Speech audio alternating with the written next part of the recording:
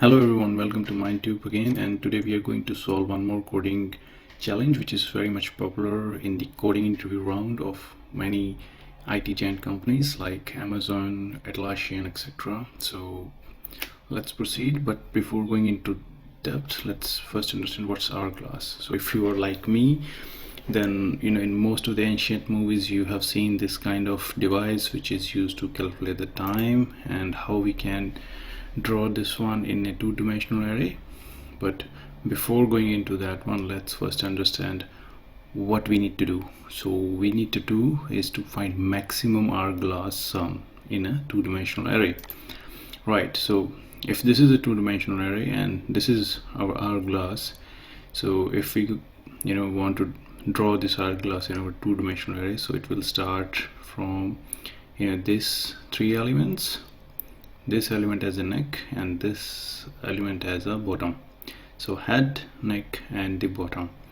In this way we need to keep calculating these ones, and then if it's having a maximum sum, then we need to return it. And this is the sample of the first hourglass.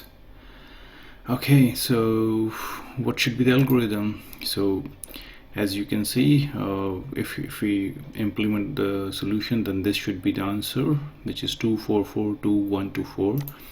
So let's proceed with the steps. So the first step is to just check for the row and the column length. Why?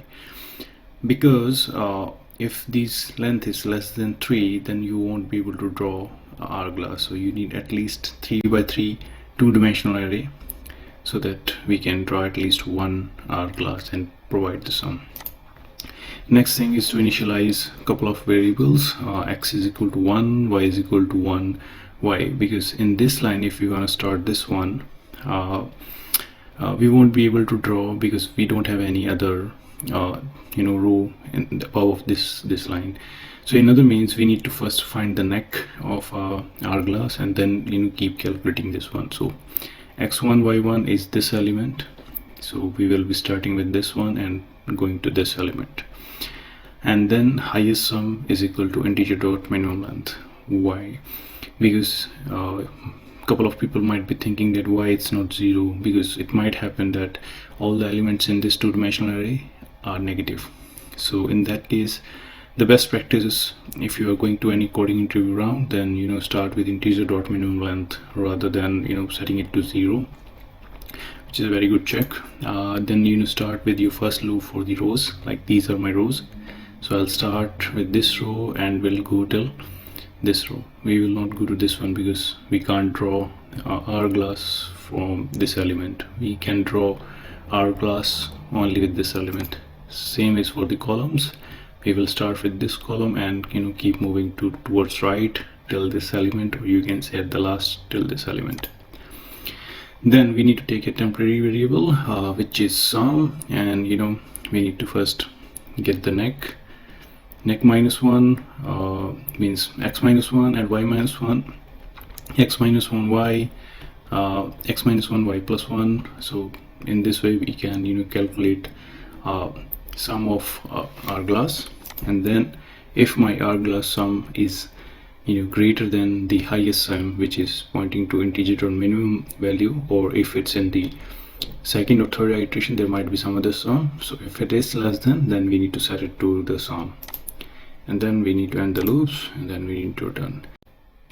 Alright, let's start doing some hands-on, and for your convenience I have drawn a practice class, provided the array which we have discussed in our presentation, and just copied the steps mentioned in that one. So first of all, check and initialize. So we will first initialize like int highest sum is equal to integer dot main value.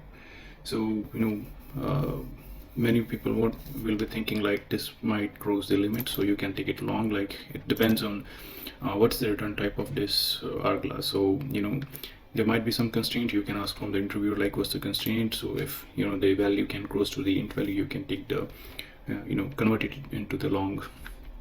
Okay, so now next is integer row length is equals to a dot length, means the rows, and then call length is equal to a0 dot length. You can check the nullability as well. You can check for the constraints. So now first we'll check the the size of rows and column. So in that one, let's do int if row length is less than 3 or call length less than 3, then return ISM. So you might be saying like ideally it should be a user thrown exception. Yeah, in a real world we should throw a user defined exception.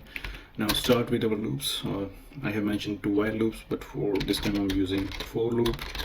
So I'll take for loop with int x is equal to 1 because we are starting with this element, and then x less than row length minus 1, and then x plus plus. So this is the first loop. Let's do the second loop, and just y is equal to 1, y is less than call length, and y plus plus. And next we need to set the sum, so you can copy and paste this line and paste it here. So I'll define int. So if you want to indent it so that it makes more sense to you, just do it, and like this. So now you can see this is hourglass with these variables, not variables, these values. And then next thing is like we need to compare it with the ISM. If my ISM is less than sum, then ISM is equal to sum. Alright, and then at the end of these loops I will return ISM. Okay, let's see what we are getting now. Let's run this one. Alright, so you get the answer. So hope you enjoyed this video.